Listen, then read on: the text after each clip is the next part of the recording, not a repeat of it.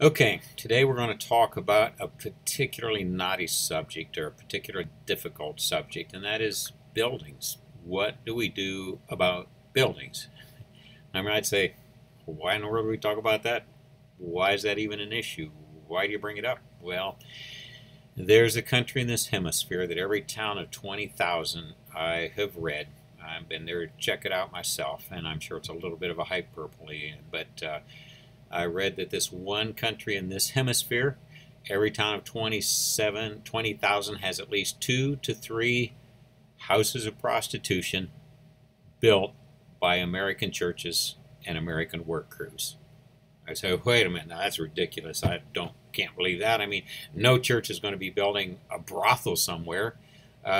You're right, they didn't build a brothel, yet they did build a brothel. Now you say, that's double talk. How in the world can you say both things at the same time? This is what happened. They built church buildings for churches that could not yet really afford and did not yet really need a church building. They went in there and there's this church, pretty good size, 50, 100 people, something like that. They're meeting out under a tree. They're meeting just wherever. And, you can't do that. They got to have their church building. So we'll build them a church building. And they build them a church building. But they didn't have a church building because they couldn't afford one. And they didn't need one. It's a hot tropical country. In fact, church buildings are probably get awful hot when you get 100 people inside a building down in a tropical country. So they were meeting out under trees, which is what the local traditional religion there does and has done for hundreds of years. They build these church buildings, and in most countries, the preacher's basically the owner of the church. If there is a preacher, a single preacher, he'll be the owner of the church. Well, the bills start rolling in. Build a church building, you got to pay taxes on it, you got to pay light bills on it, you got to pay water bills for it, you got to pay maybe the natural gas, whatever services you might have. All those things come in, and they typically are not cheap. And so pretty soon this guy's saying, man, I can't afford to pay for this. The tax bill's coming up and I don't have the money. He says, every month I got to pay this electric bill. Where's that money going to come from? The people aren't offering because they don't see a need for a church building. They're not going to sacrifice for a church building. And so it goes on for a while, and the guy's getting further and further in debt. So what's he do? He sells the church building. Well, all the other churches are in the same condition. They can't afford a church building either. They don't need a church building. They don't have a church building. The local religions don't have church buildings. They don't need church buildings. And so who buys this? Well, some guy that has a bar buys it. And I mean, it's perfect. There's a stage up front. You put a karaoke bar up there. Over the side, you got your actual bar where you're selling your alcoholic beverages. You put tables out in this great big old open room, and everybody can get up and dance. They got room for a dance floor and all that kind of stuff. And they sit their tables and drink and all that. Perfect. Well, most places, these land's pretty expensive in third world countries, not cheap like you think. So they build them 2 stories. And so downstairs you have your sanctuary and all that, and upstairs you got your classrooms, long hallway with a bunch of rooms down each side and all that. Well, what do? Go up those steps. It's private up there. Nobody can see up there. You put a girl in each room, and you've got an absolutely perfectly designed and built brothel. And so that's who buys these church buildings. And so the church does it. They don't want to tell the work crews don't come because they come with all sorts of stuff to give away. They bring food, they bring in clothes, they give out money, they give away tools after they're done, all sorts of things like that. Plus then they'll probably send you some offerings every now and then, things like that. So you don't want to tell them no. So you're out of a church building. Well, pretty soon somebody writes and says, hey, come see you. Yeah, they come see you. I meet out under a tree. Oh, I can't have that. We've got to build you a church building. So it happens all over again. And so that's why in these towns you have 2 or 3 brothels built by American churches, by American church work crews, and they're now serving Satan. So what am I getting at there? Well, we Americans are materialistic. It's a fact of life. It's one of the tragedies of American culture. We focus on material things. We don't focus on people. We don't focus on relationships. We focus on things. And so for that reason, when we see a church, we have to see a building. We can't imagine a church existing without a building. Well, up here it's cold. You got to have a building. It freeze to death in the wintertime. Maybe not Florida, but up here you sure would. And so we have buildings for everything. I mean, the local club, the Moose Club or Rotary Club or whatever it is, has a building half the time. So we think a building is part of the identity. In other cultures, it's not that way. The second problem in other places, ownership isn't clear and well defined like it is up here. You own a building, you own it. And unless you fail to pay your taxes on it for a while, nobody can really take it away from you. As long as you pay everything you owe, it's yours and all. Now, somebody breaks in and starts living there while you're not around. As soon as you come back, you call the police, and man, they throw those people out on the area. That's it. You know, there's no problem. But in most places of the world, ownership is possession. If you have possession, you own it. Now, there's papers, but that doesn't always mean everything. You can get them forged. It just isn't like it is in the States. And so in Colombia, I know a half a dozen or so church buildings that wound up being bars and brothels because the local church wasn't ready for them. They could not afford them, even though they had papers on them. In a couple cases, they rented them out, and then the people just never, ever gave them back. And then they couldn't get them out. Went to court, months, years, fortune, lawyers. In the end, you just lose the building. And so with property ownership somewhat more nebulous than it is in the States, much less secure, with churches that can't always afford the bills that a building will imply, and the fact that the building did not cost them blood, sweat, and tears. They didn't have to sacrifice significantly to get it. They're not attached to it. If they had made a huge sacrifice to build that building, if they had suffered to see it come into existence with personal sacrifice, then if somebody tries to take that building away, they're vested in it, and they will step forward and they'll defend the building, and they'll make sure that it's secure. I could tell you some stories about how they defended buildings in Colombia that you'd like go, wow, you know. Sometimes not always what we would consider the most above board and fully legal means, but they did it. So you have to have a building that belongs to the people. And the only way the building is really going to belong to the people is if they build it and they sacrifice for it and they invest themselves in it, both time and money and everything else. Now you say, but they can't afford it. Do they live in a house? If they live in a house, they can probably afford a church building pretty much like the house they live in. If that building means so much to them, and if they feel like they need it, and if there are several families which would make it large enough that they can't any longer meet in a house or maybe a garage or storefront, they can afford a building. They'll have to sacrifice, yes. It might take them a while, certainly, but they can do it, and they will.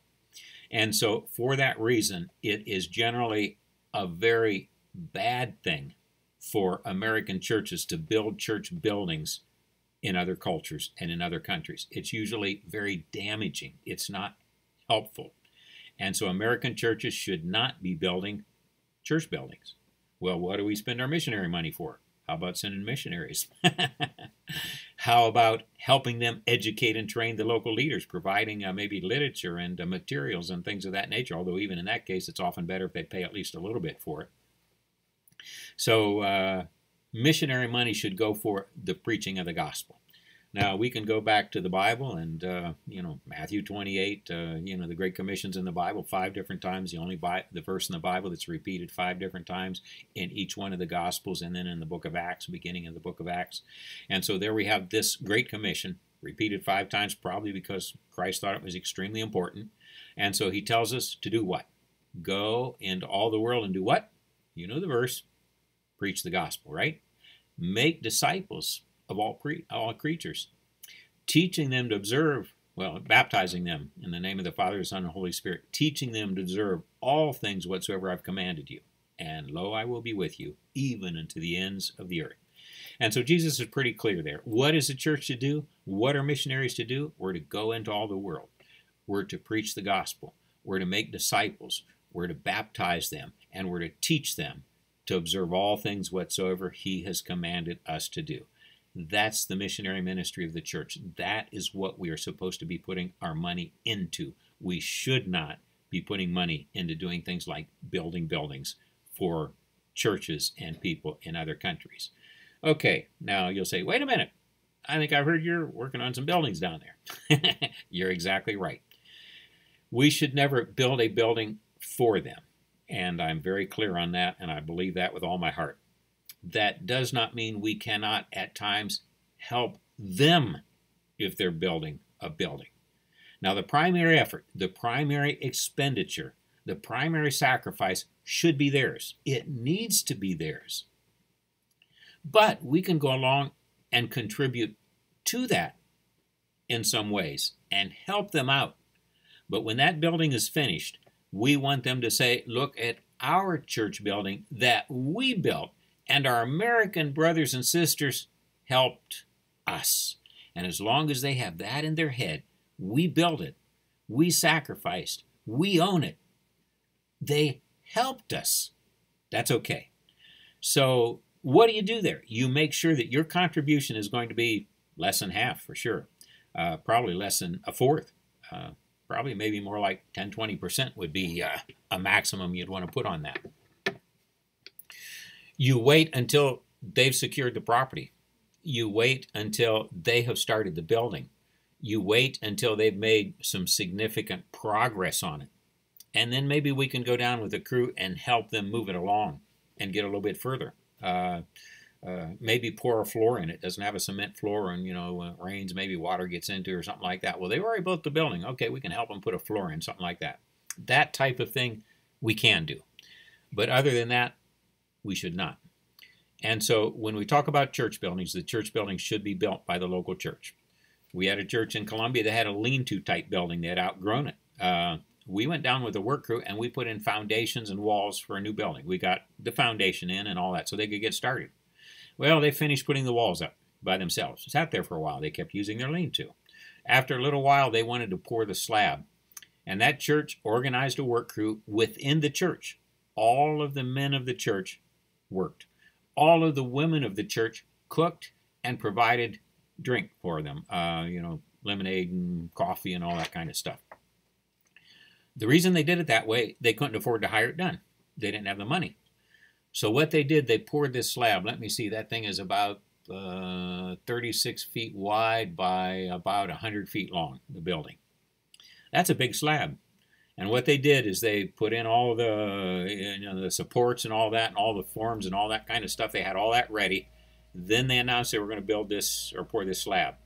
And they scheduled the men to work 4-hour shifts. They could work their full 8 hours wherever they're going to work. They could come after they got off of work and they could work for 4 hours. They could go home and sleep and be ready to go to work the next day. They scheduled people to work morning, noon, and night. And for 3 solid days, 24 hours a day, they mixed concrete, they pulled it up in buckets, they poured it into the forms. The women that were there cooking all the time, making plenty of lemonade and coffee so that they had plenty to drink. Men that are working very hard, and mixing and pouring concrete is very hard work when you do it by hand. They had to have plenty to eat.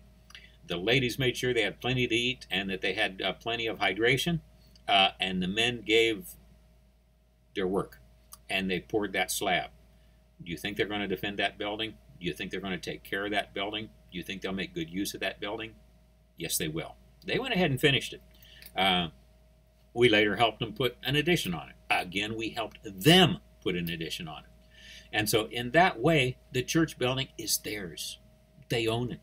They feel like it's theirs. They have sacrificed for it. And they'll take care of it. And they'll defend it. And they'll make sure nobody steals it from them or from the church. Now, other things as well. We tend to do the same thing, whatever it is. Church camps, Bible colleges. We think we got to have buildings. We think there has to be a possession. And there does not. In fact, almost all of the bigger churches in Columbia have never built buildings because they don't want one. They don't see a need for one. They rent out a warehouse. Warehouse is pretty cheap to rent. Usually that don't cost a whole lot. I mean, just a warehouse, big empty building. They go in and buy plastic chairs and set them up. And that's where they have their church building. They might put up a platform out of wood or, cement or whatever and got a platform up there. It's a big open warehouse. If the church kind of shifts and it seems like all the members are coming from way over here, well, no trouble. You just hand that warehouse back to the owner and you go over there and you rent a warehouse. And so that's the way they've done it. And that's the way the churches are growing. So often owning a building is a liability, not an advantage to a church in a place like Colombia or Haiti or Mexico or, about any other what we would call third world country, non-American or non-European country. When it comes to the institutions, things like church camps, colleges and all that, those things should come after the church, not before the church. If the church sees them as important, they will work to provide it. They will work to secure it. They'll work to maintain it. If they don't see it as important and you go in and build it for them, yeah, they'll use it and enjoy it. But the day you're gone, the day your money is gone, they'll sell it, they'll give it away, it'll be stolen by somebody, something will happen to it, and it won't continue. And so buildings have tended to be very impermanent in third world countries and on mission fields. Sometimes I wonder if we're as wise as we think we are when we put so much money into buildings and locations up here. If the neighborhood changes, if it really goes downhill, if all of our people move over there, we're kind of stuck with this building and they're hard to sell. Maybe we'd be better off thinking about renting or something. Well, that's another issue. But in Latin America, and I think in most places of the world, buildings are not the advantage that we would see them to be up here. They are often a hindrance. They are often harmful to the church. And so that's the reason we should not be building buildings. We should not be starting institutions. We should not be developing things for them. We should be preaching the gospel. We should be making disciples. We should be baptizing them into the name of the Father, the Son, and the Holy Spirit. We should be teaching them to observe all things whatsoever He, Jesus, has commanded us. And then we should turn them loose. And we should let them do church the way they think church should be done in their country, in their culture, and in their way of doing things. And then we won't be saddling them with an American mentality that's probably, almost certainly, more detrimental than it is helpful. That's my opinion on buildings. Now, if I was in a class, we'd have a pretty lively discussion going about now. I always seem to do that. We can do that through your comments. You disagree with me? Take me on. We'll go round and around about it. If you have good points, I'll listen. If you have things that you don't agree with, we'll discuss it. I think I can back up what I'm saying pretty well. So let's make sure we're on the same page in this area. What's a missionary to do? Go. Preach the gospel. Make disciples. Baptize. Teach them to observe all things. And when we've done that, we've done missionary work. We have preached the gospel into the whole world before He comes, Lord willing. Amen. Okay. Got some homework to do. Work on that. And we'll see you for the next class.